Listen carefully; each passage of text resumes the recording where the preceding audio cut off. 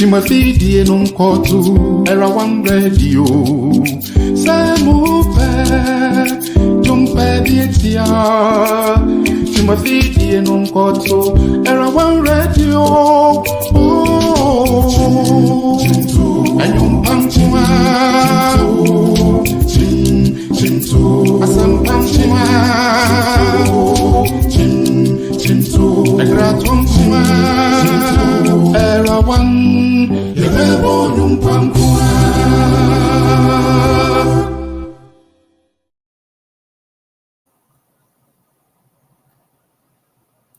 Kosuwa na ti era one radio empenyini say yensoma na motenten yesoma banyasafo era one radio yedin sem anumuaye ebrem.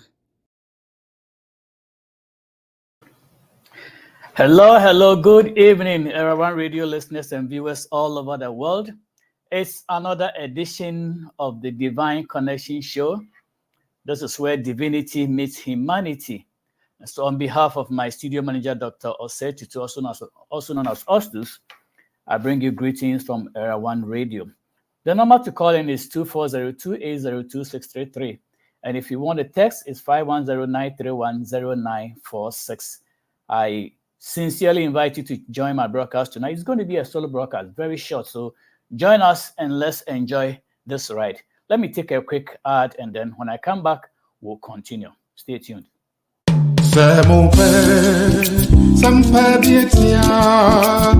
Timothy non kotu era one radio. Jumpe dietia. Timothy non kotu era one radio. Oh, ayum pamchima. Chintu asam pamchima. Chintu egratum chima.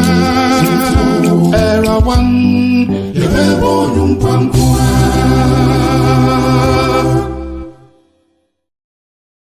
All right, I am back after that short jingle. Tonight, as I said, I'm doing a solo broadcast, and I'll be looking at this topic, running the Christian race.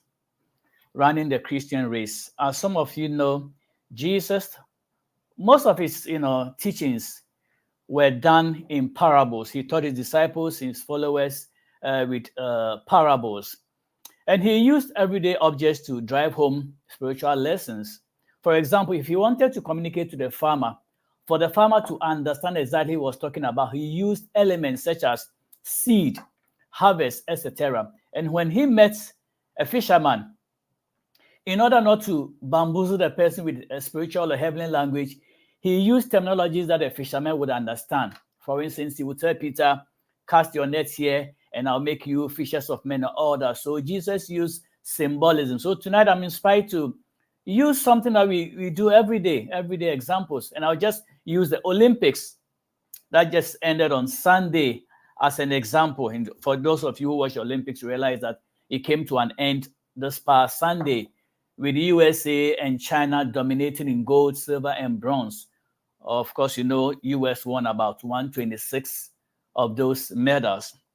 And interestingly, Botswana won gold for Africa in the 200 meters. This is where he beat Noah Lyles and I think Bendrarik for that title. And for all that he did, for that achievement, the Botswana government said, you know what, Tebogo, you have made our country proud. We're going to give you a house. We're going to give you endorsement. We're going to give you a lot of money. And that is not even the end. Because I hear even when he competed in the 4x400 meters, he won silver, second position. So that also came with another house. So if the government honors their promise, then this guy who won gold for his country, Botswana, has a lot of stuff to take home. So that was it. I mean, so if you are training for Olympics, do it. And then the question is, what did Ghana take home? And my friend JB in Virginia Beach hilariously said that he was quoting Peter and John when they went to the temple, the beautiful gates, and they saw this blind man sitting there begging for alms, for money. And the poor man, the blind man looked at Peter and John, expecting them to give him some coins, some money to go and have breakfast. And Peter, as Bible says, looked at this man and said, "Man, silver and gold, bronze have we none, but such as we have, we speak in the name of Jesus, rise and walk." So JB says Ghana went to the tournament and I think they went home with no gold, no bronze, and no silver. So I was saying, Ghana has a lot of gold. If you go to Boison mines, they have all this minery there. Why didn't they just grab some gold and go give it to the Olympic Committee and say, you know what, we can't compete, just put this gold on our neck. We came with our own gold. We brought our own gold, so do us the honor. But unfortunately, it doesn't work that way. All right, so tonight I'm looking at running the Christian race. The Christian race is just like what Paul describes. It's like a marathon running, and the Olympics actually reveal that there are several games that were competed upon, and each of them has its own rules and disciplines. The Christian race also requires discipline as well. Each activity has its rules. The speed needed to win a 100-meter race is quite different from that of 200, 400, or 1500 races. If you've run before, when I was in St. Augustine's College High School, Form 1, Form 2, I did run 100, I did 400, I excel in all of them. As you grow older, your stamina goes down. So I know a little bit about races, and so I watched the Olympics with keen eye. And there were a lot of activities. Talk about swimming, polo, soccer, and everybody that went there went to compete. So these races have different speeds. If you are going 400 meters and you run like you are doing 100, you will lose energy at the end, because the speed you need is consistency and pacing yourself. You cannot start like you are starting 100 meters like no one lies, and you start with a heated speed. You won't make it. So you have to pace yourself. 1500 is about 4 laps around the field. So you have to pace yourself and know what speed you're going to start with, how you're going to maintain in the middle, and how you're going to finish well, because you cannot start well and at the end begin to slow down, because some people start very badly. They go slowly and at the end they put in their last. So each of the races or competitions have their own disciplines and their speed. The Christian race requires consistency, and there are times when speed is required. Sometimes you need patience. You are asking for something, looking for something, and sometimes you just have to be patient. You apply for something and you have to wait. So you have to know when to apply these rules. The Apostle Paul, as I said, likened the Christian lifestyle to running a race, like a marathon to speak of. It is sort of an endurance sport. You need stamina for the Christian race. If you don't have stamina, you cannot make it, because it's not everything you ask for that you get instantaneously. When you pray, yes, God may send the answer instantly, but then it's not always that you get it every day. And so when you look at the example of what Paul wrote to the Corinthians in chapter 9, the book of 1 Corinthians chapter 9, verses 24, 25, he says, know ye not that they which run in a race run all, but one receiveth the prize. So run, that ye may obtain. The 25 says, and every man that striveth for the mastery is temperate in all things. Temperate in all things. Now they do it to obtain a corruptible crown, but we an incorruptible crown, or whatever you want to call it. So what Paul was saying is that when people go to contest or to run it in whatever sport, they are doing it with all kinds of mastery. Of course, they've trained before they went there. Anybody who went to the track and field or swimming or whatever, they have trained. You don't just wake up one day and say, you know what, I'm going to be a part of the Olympics, because you would have done preliminaries, trainings there to be even invited to join them. So you have to go fully equipped. You are ready to go and do the stuff, not just go and play around. And they compete for earthly treasure. Gold for first position, silver for second position, bronze for third position. These guys are competing their hearts out to win it. And so Paul is saying, he's making an analogy that these people are competing for earthly treasures, but as believers, we are competing or running for something that is eternal. Our goal is not of this earth.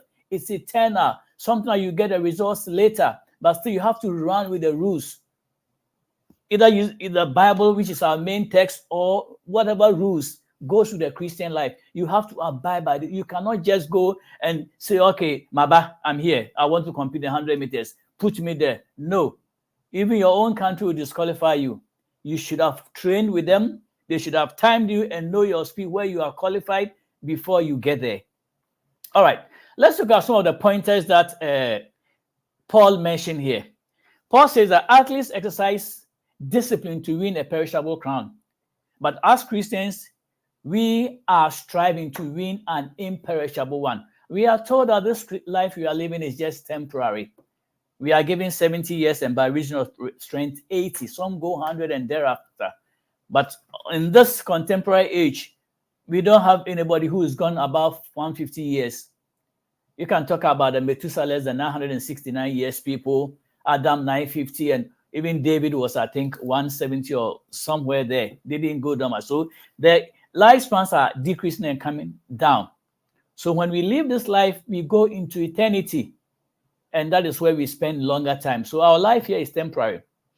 Other point is that the race starts when we are born again. If you are a believer, a Christian, you understand that when you are born again, when you give your life to Christ, that is when life begins for you in the spiritual realm. But of course, you all know that when your mom squeezes you out of her womb, you are born, you come into the world and you start your life. That is where your life starts as a living entity.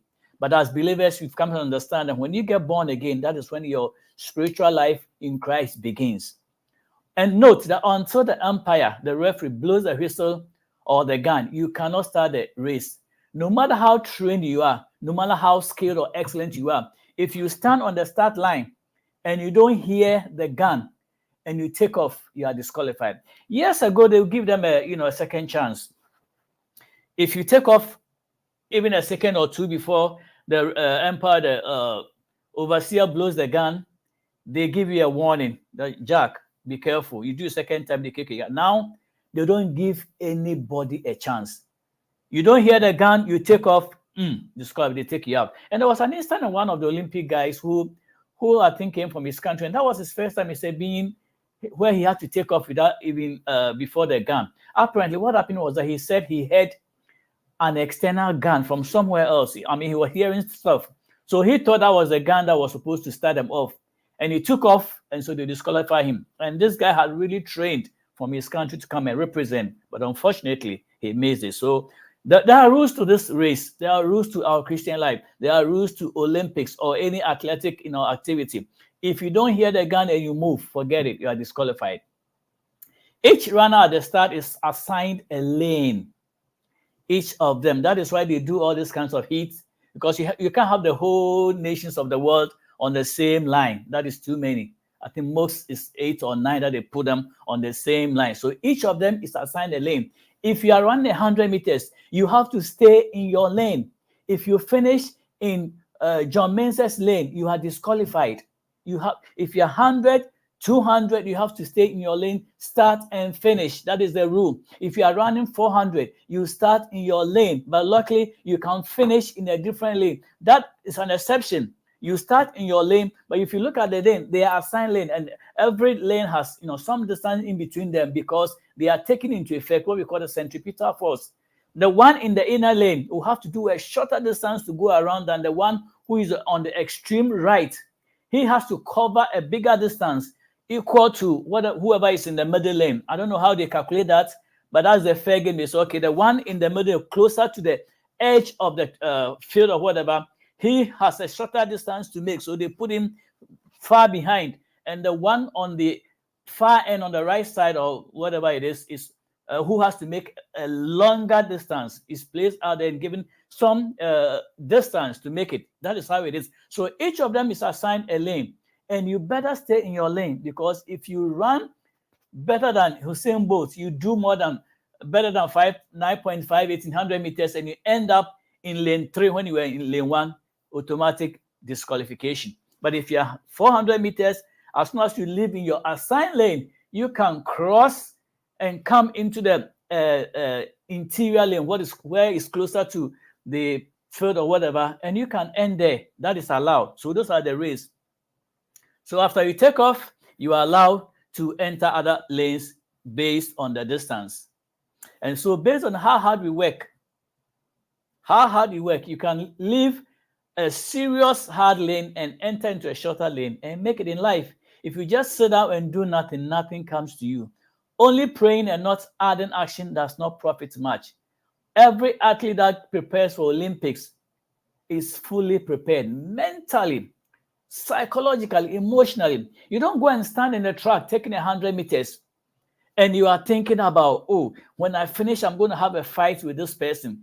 I will blow this guy's head. I mean, all kinds of stuff. In that lane, all you are thinking about is what? The finish line. Will come to that point later. That is what you are thinking about. Every weight is aside.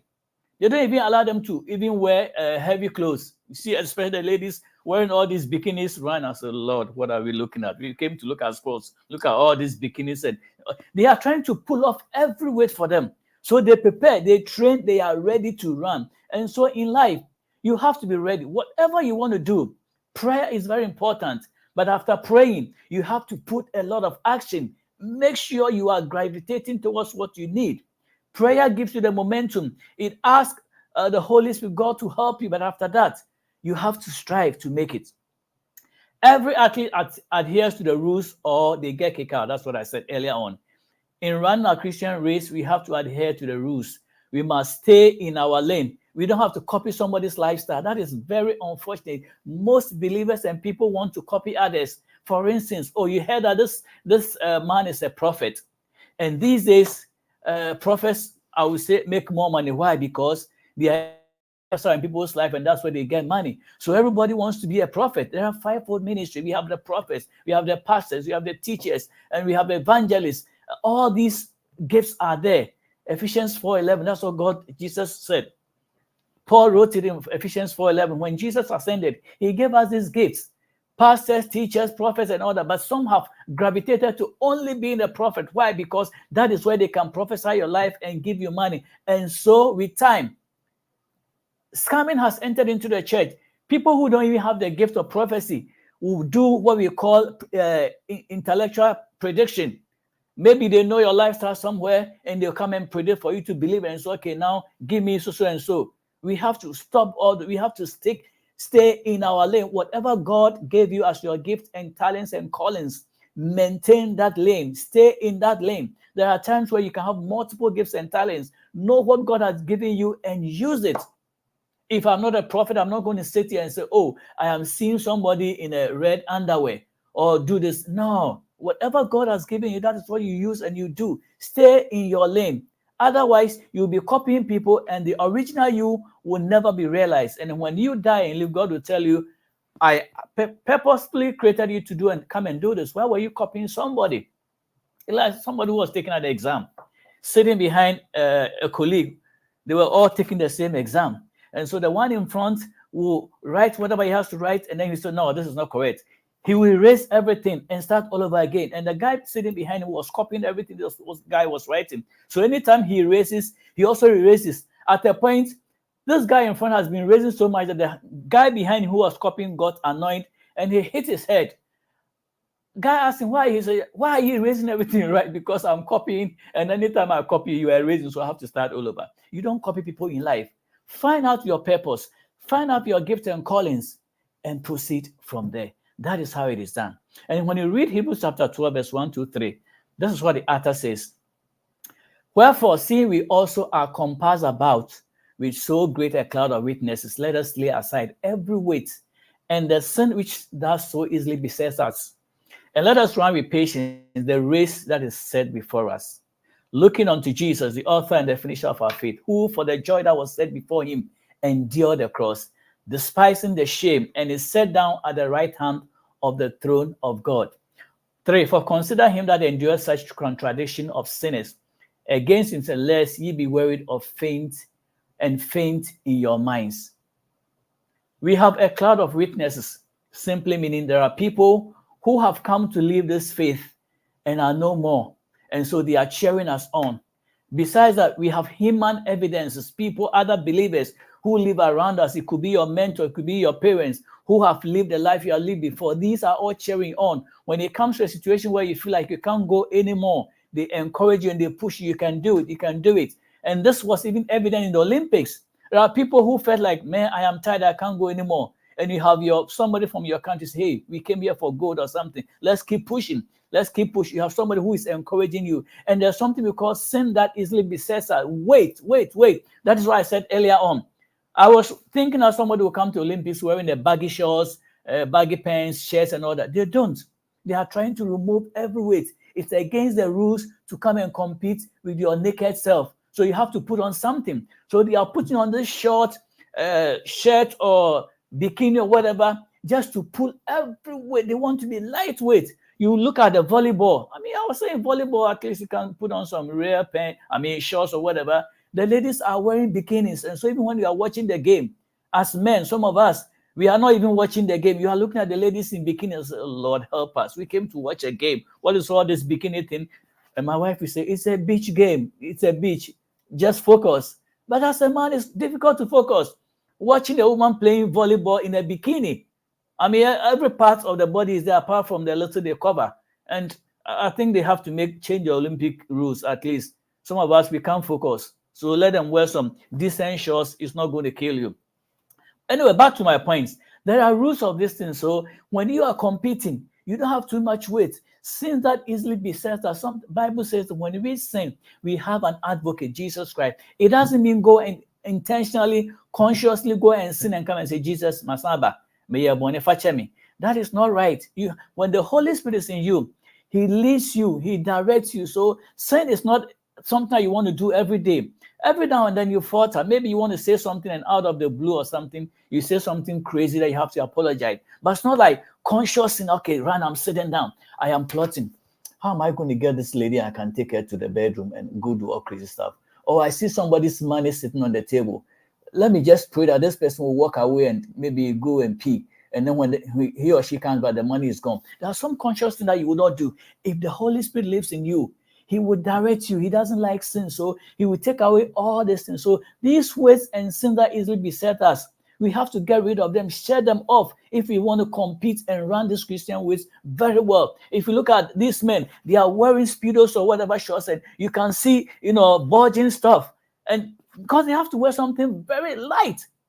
And even there is a rumor that there was a high jumper who missed the mark. He almost won, but he missed the mark because when he jumped over the pole, I think his chin or some part of his body hit the bar, and so the bar fell and he lost it.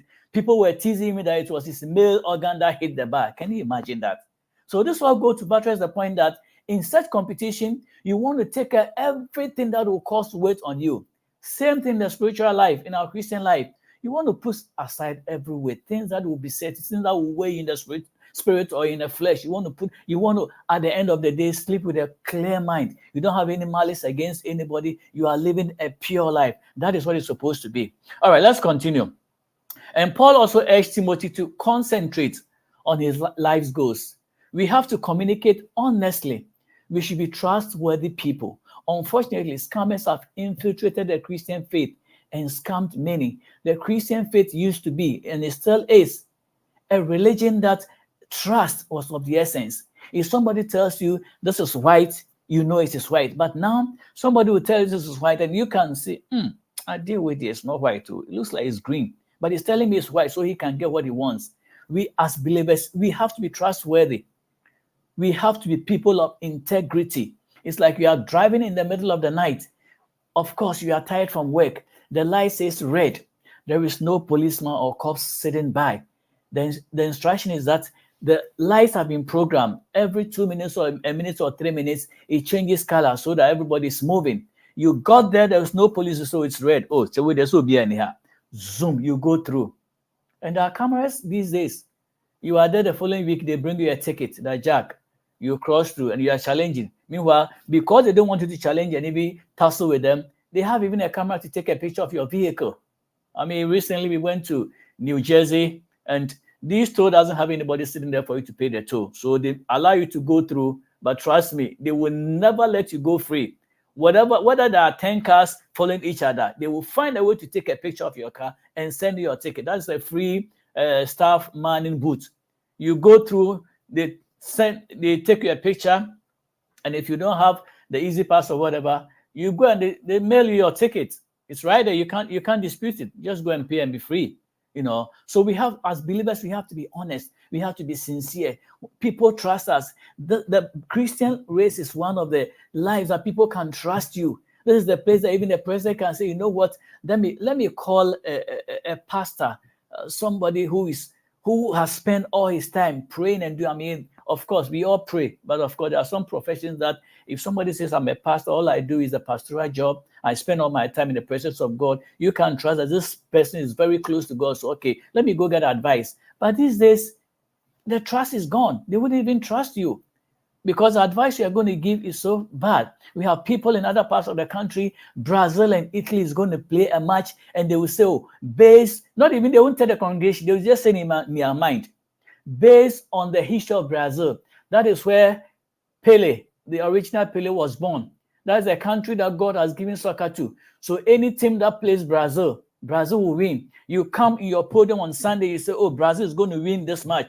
And the people who are in church who also cannot decipher, they go and bet, put large sums of money on the bet. Oh, Pastor so and so, I'm not going to, they know themselves. I'm not going to mention their name. Pastor so and so says Brazil is going to win, so I'm going to put a bet on. They put huge sums of money. And that match, although Brazil has a history of very good players, they lost the match. How do you say God told you this? Has God ever made a mistake? Will God tell you Brazil will win a match and then Italy ends up winning? No, it doesn't happen that way. God doesn't lie like that. Somebody will come and tell us, 2020, Trump is going to win the election. Seriously. It's not even their country. They come all the way to the US and predict for US. You people there, vote for Trump. He's going to win. And the election comes out and Trump doesn't win. And you begin to wonder, who is this person talking to these people to make this prophecy? So please, let's be careful. If you haven't heard, don't force yourself to give. After all, if you preach for somebody to hear the gospel of salvation, that is the priceless you can give to anybody. Don't force yourself. And I know your mother is this, and it doesn't help. We have to be men and women of integrity. Let the world believe us. The kind of things we do is not helping. So as believers, this Christian life, we have to live it very well. We have to be honest. The Christian life includes the risk of eschewing sin. You cannot just say, I'm going to sin and Lord, please forgive me. You know very what you are doing is wrong, but you still want to do it and then go and ask for forgiveness. Well, that judgment is with God, so I'm not even going to go there. And then we have to fix, from what Paul was saying, we have to fix our eyes on Jesus. Every athlete has his or her eyes on the target. As I said, if you are running a 100 meters race, your target is to hit that line, finishing line first before everybody does.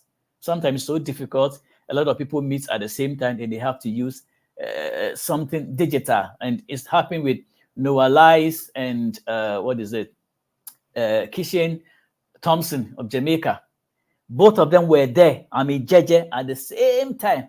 But how did Noah Lyles win? Because he edged his body forward, and I think his left two also made it. That's what made him win by 0.005. Not even one. It's not even a second. It's a fraction of a second. It's how he won. And so we have to fix our eyes on the target. We fix our eyes on Jesus, the author and the finisher of our faith. Whatever we do, we ask ourselves, what would Jesus do? So you have to have a target. Whatever you're doing in life, you have to have a target. No matter what race you are running or whatever, or competing in, you have to have a finish. If it's a high jump, you know, okay, I want to jump this high. That's your target. Even if you don't get it, you aim at it. If you are swimming, you want to do 50-meter dash or 100, you have a target. If you can't make it, you get closer. There is always a target in life. What do you want to achieve in life? What is your life's target goal? What is your goal? What do you want to achieve?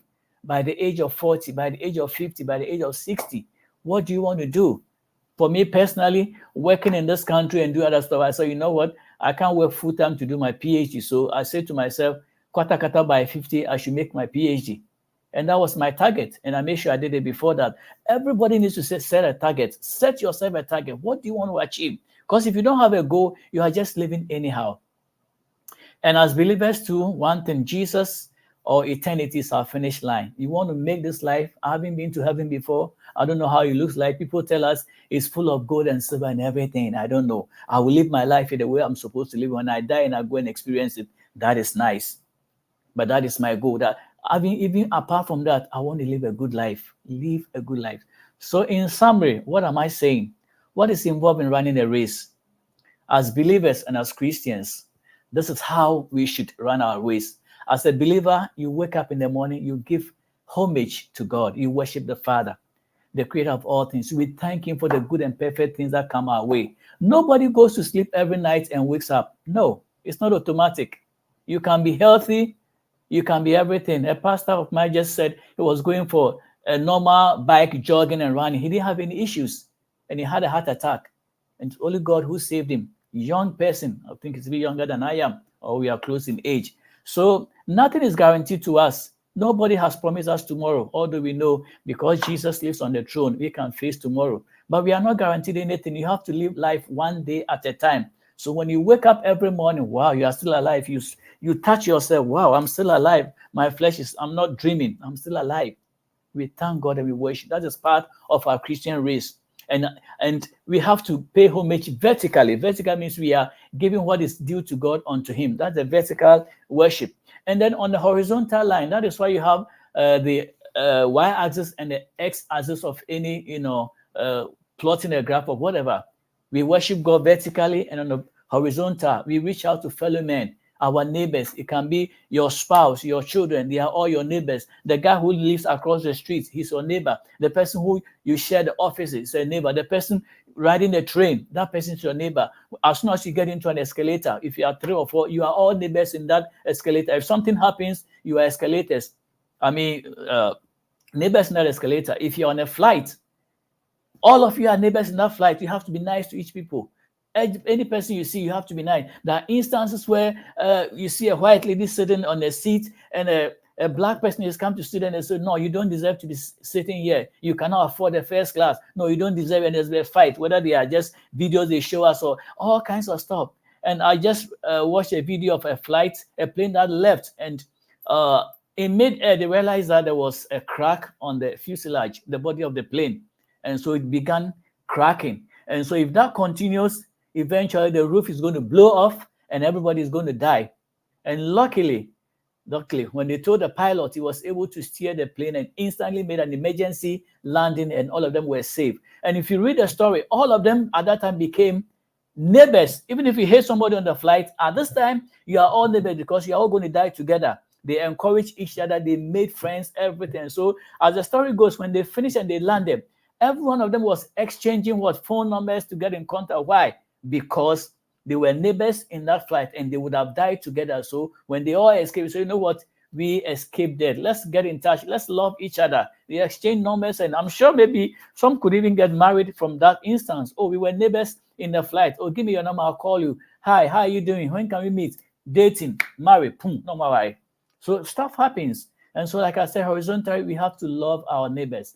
Not only those in your house, across the street. Sometimes I mow my grass and I look at my neighbor's grass and it's a little bit weedy, and so instead of just waiting for me, I go extensively beyond mine. I go beyond mine and help out and mow a little bit of haste just to make the whole place look nice. We have to be nice to each other. I mean, why would you even have a neighbor and be fighting with them? I mean, nobody says you should like everybody you meet.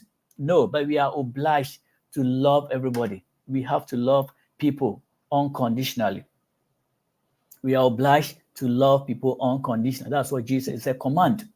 The whole commandments of 630 something or 40 something that God gave Israel, the 10 commandments and additional ones, Jesus came and broke them into 2. Only 2. Love the Lord your God with all your mind, soul, and heart, and then love your neighbor as yourself. These 2, if you obey these 2, you are done.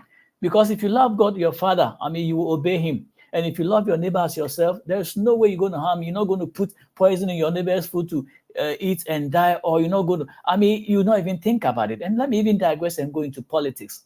We've finished the Olympics. Now we don't have anything to watch again on the TV. It's all going to be politics and campaign speeches. And can you imagine? People are bashing each other. One candidate stands there and insults the other. I say, some of them say they are Christians, so why are you insulting each other just to garner votes? That is not biblical. That is not spiritual.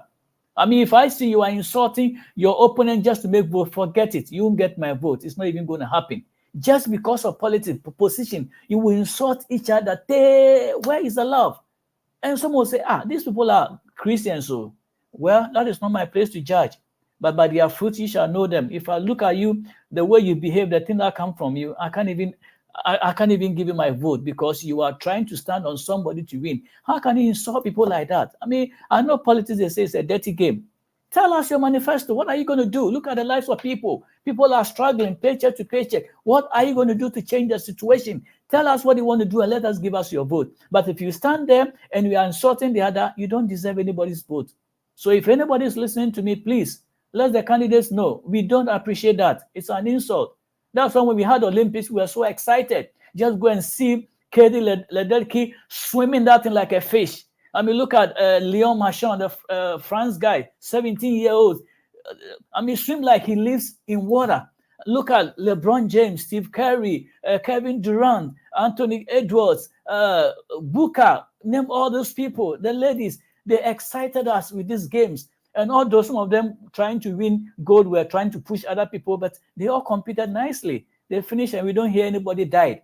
It's competition, but still we have to be nice. So please, those candidates making campaign or whatever, please be decent to each other, respect each other, love each other. Tell us what you're going to do. Forget about that person, whether the person is black, white, amingo, whatever it is, it doesn't matter. And also we must obey our advocate and the referee. The umpire at the beginning of every competition will have to either blow a whistle or these days they use a gun. Pow, you got to hear the sound of the gun before you move. And as I said earlier on, if you move before that, forget it. Forget it. No matter how quick or fast you are, forget it. You won't. Jesus is our advocate. He has given us a command that love one another. He said, love one another. And that's what we're supposed to do. I don't have to like you. I see you and I mean, you are a weird person. Yes. I don't have to hug you and do everything, but I don't have to hate you. I mean, I don't have to like we are body boys every day. I have to come and call you, let's go for a walk or run. Yeah. But if I meet you in the street and you need help, the love of God that is in me, I have to help you. If I meet you and you need something that I have that I can provide, I have to love you. It doesn't mean you have to body everybody. You have to love. That is different. You love everybody unconditionally. Like is a different thing. You know what? I don't like you, but I love you because God wants me to do that. And that will never make me hate you. I mean, naturally, I wouldn't like you. I mean, I wouldn't love you the way I'm supposed to. But God gives that command. Love everybody. Love everybody. That is why when somebody messes you up or offends you, you don't position yourself there again for the person to keep harming. Because the Bible says, Jesus said we should forgive 70 by 7 times. Yeah, it doesn't mean I should always subject myself to you to always mess me up. No, if you mess me up 3 times, I'll move away. I don't hate you, but I will not subject myself to you again to do the same thing to me again. I will not go to that emotional torture. I wouldn't hate you, but I will not just put myself in that position. That is different from, not loving somebody. It's different. You've messed me 70 by 70. Yes, you can do that. But after a while, I will move. I will not put myself in that position for you to continuously do it, because you will do it and say, forgive me. You will do it and forgive me. If I don't give myself there, you can't do it. So I'm helping both of us. I'm helping both so we don't go to that thing. There's a reward. And at the end of every race, every swimming activity, every polo activity, every bike activity, every judo, every boxing, every basketball, whatever, call it, any of the competition, that is why every game that was competed upon had a gold, silver, and bronze. Unfortunately, if you come fourth or whatever, you don't get any consolation prize, but at least you represented, you did something. So being fourth or something doesn't mean wabon. You did well, just that 3 people were better than you. That's all it means. And Paul said earlier on that in the competition, 1 person wins, at least they extended to 3. Gold, silver, and bronze. If you are 4, 5, 6, you did well. Your whole country, they selected you. I mean, I'm looking at Ghana. This guy that came to run 100 meters and I think 100 by 4. You can say that from the whole of Ghana, those are the best athletes that they had. Otherwise, they won't bring them. If you take the continent, or let's say from Botswana, this guy Tebego was the best guy to run 100 and 200. That's why they brought him. He is their best. So he came to do it. And so we have to, if you don't receive any medal, that doesn't mean wabon. You did your best, just that some people are better than you. That's how life is. You think you are rich, somebody's richer than you. That shouldn't discourage you. You think, and somebody, Kofi Kenyatta sang a song. He said, if you think your house is far, somebody's house is farther than yours. Where you think you are maybe 100 meters from the edge of the city, somebody's house behind you. So whatever you are in life, somebody is worse than you, somebody is better than you. But the grace of God reaches all of us. So we have eternal reward that will come to us if only we run by these rules that God has given us. There are rules to every competition. If you don't obey them, you think this, oh, me there, I'm the best. I will make my own rules. I'll go there. If the gun is not up, I will just start running or whatever. If they say you should do 100 meters, you do 50, you say you won.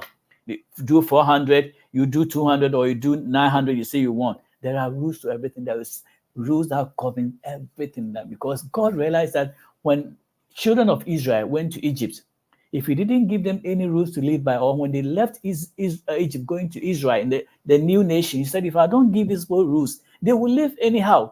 Somebody will take a knife and go and stand on a neighbor and choke him. This one will go and take this one's wife. So God said and said, you know what, let me make rules for those people. And he came out with how many? Over 600 rules. And at a point, God said, you know what, these people make me on my bread. They can't even on all of them. So Jesus called. Said, this is the right way to come to me. They break rules. May break it into two. Love God with all your heart, everything, and love your neighbor. Israel for over 600 laws. No, I say, you know what, these people, they can't do it. Even 10, they can't obey. Even the 10 commandments. 10 commandments. Do not spy on your wife, or do not, or somebody's wife. Do not go and covet somebody's property. The 10, they couldn't obey. 600, they couldn't obey. Jesus said, Charlie, you people, you know, go fit. And so he came to rescue us. There are rules that govern everything. And God has made life even easier for us. How difficult is it? Don't hate your neighbor. Don't do this. Don't talk evil. Don't do this. I know every now and then we meet and want to talk about people. God doesn't like it. If you're not going to encourage somebody, don't do. We are all learning. I'm speaking to myself, so we are all learning. And so the race that is set for us, it's not an easy race. But God gives us the grace. He himself realized that, you know what, you people can't do it. So me, myself, I'll give you the grace to live it. That is why Jesus came to help us. So much as there are rules that govern the Olympics, which we just ended on Sunday, we loved it, we enjoyed it. It's going to come back in 4 years' time. 4 years' time, we'll meet you guys in Los Angeles. And it's going to be another spectacular activity. It was awesome watching all these games every day for the 12, almost 14 days, 2 weeks. We have something to watch. You wake up, you do whatever, you know, in the evening, oh, you are going to watch 100 meters. You are going to watch 200. You're going to watch 400. You're going to watch swimming. You're going to watch polo. Everybody had their gift. Somebody loves basketball. If he sees soccer, he won't tune in. There were a lot of channels that were streaming all these activities. So if you put on this channel and they are doing swimming and you don't like swimming because you can't swim, you change to another channel, go and watch volleyball or something. So these guys entertain us. We watch soccer. We saw US beat Brazil, oh, so bad. Just one goal. It was exciting. We watched all this and they excited us. And as I said, we are back to our normal day life. We go back to politics, and instead of getting something encouraging, you hear people bashing each other, insulting each other. Please, let's refrain from there. If somebody is listening, please tell these candidates, because November, we will have another president. Somebody will be voted into power. And when we go to Ghana in December to Nanado's government, he is over. Somebody is going to be voted in. So November, December is going to be serious. But let them campaign in a lovely manner. Do not insult each other. Tell us what you want to do. How are you going to change our lives? What are you going to do? And that direct insults, this one is this one served in the military, this one didn't serve. Two incoming vice president candidates, they both serve in the military. This one is saying this one did this one said you didn't serve well because you didn't go to war. I was in the Navy for almost 8 years. I never went to war. When Iraq came, I was working in the lab and some of my people were deployed. We stayed in the lab and we worked and we helped all those who were injured. I was drawing blood. I was doing all of us. I was writing articles and all that, encouraging these people. So we all served in the military. We were giving Iraqi war awards. So don't even go insulting somebody. Oh, as for you served and you didn't go to war. Military. We are all discharged honorably and we are still serving. So please, let's take a cue from this. You can't like everybody, but you are urged. You are urged to love everybody. Do not do this, please. Candidates for whatever, presidential or vice, whatever, please do this thing in decency. This is not part of my message, but as a believer, I also feel it's right. We have to do the decent thing. It will help all of us. Well, thank you for joining me on my broadcast tonight. Let me take a quick ad and then I'll be running up.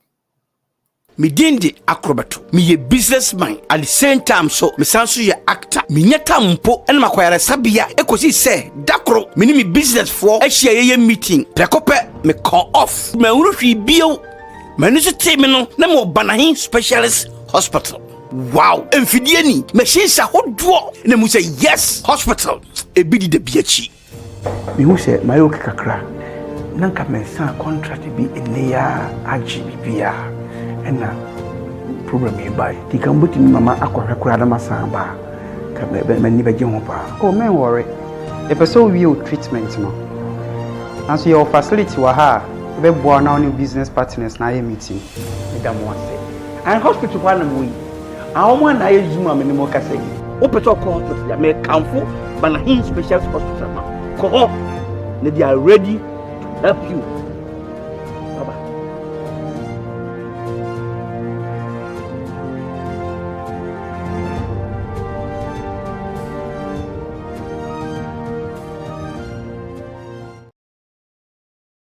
All right, I'm bringing my broadcast to an end. I just want to remind you, my book is still on Amazon, the relationship between family income and obesity. We have to take good care of our health. It's only $10.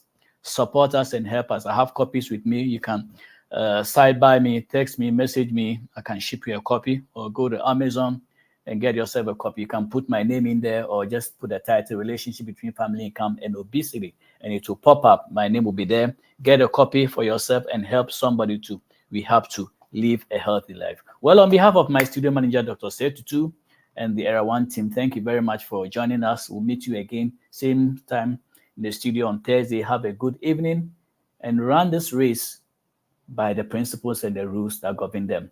And you realize that your crown will be waiting for you. Have a good evening. Thank you and enjoy your moment. Bye-bye. They are four women. They are beautiful with brains. They are eloquent, decent, wise, and experienced. You have heard many. The funny. Now, it's time to hear the experience and the brainy. Meet Selena, Dorcas, Gifty, and Annette as they present the real in common getting. In common biaye sesi chain. As in takre no assume the real in common getting. Showing live this and every Sunday, 7 p.m. on Era One Radio on Facebook and on YouTube, Era One Radio and our Taibo channel. Kaise, so we see the real in common getting ya. What brabon tete? We nyan konkonsa. We the real in common getting. This is not your typical tea. The Major Herbal Tea by Glucose Care International is a nutritious drink and a natural blood glucose reducer. Gymnema plant, the active ingredient, and the Major Herbal Tea suppresses the absorption of carbohydrate ingested from your diet. The green tea content in the Major Herbal Tea promotes rejuvenation of dead cells, detoxification of your system, stimulates the pancreas to release insulin, and improves metabolism. Drinking one sachet of Major Herbal Tea after meals prevents the rise in blood sugar levels, suppresses appetite, and improves bowel movements. Drinking Major Herbal Tea regularly after meals can also prevent type 2 diabetes.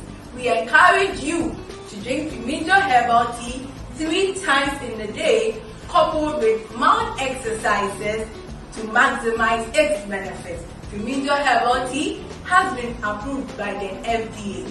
Toxicity test conducted by SGS, so it is safe and non-toxic. A product of Singapore. With Major Herbal Tea, your peace of mind is guaranteed. Call our shop now on 0245 810 623 and set your path to good health.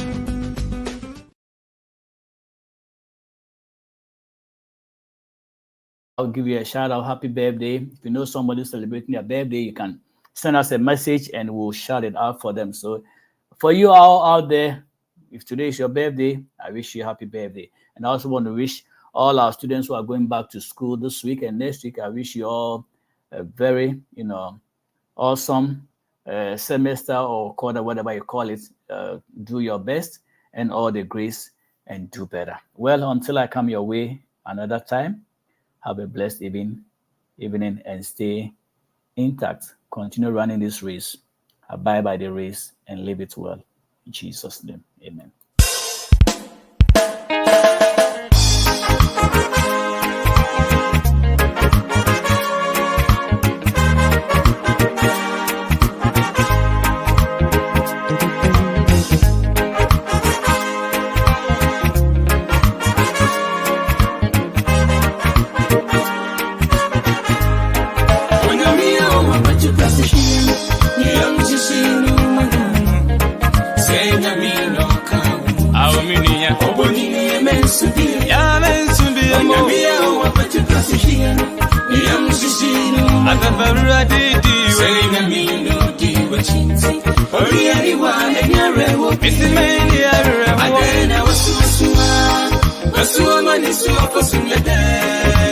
Aden urefiana se otumi manya eni about Aden wasu mani su afosunyade Aden meba Aden kra ya useni da swasa eni da sonsa kra eni da sonsa yo eni da sonsa ya mensubi eni da sonsa eni da sonsa oh adio get to see eni da sonsa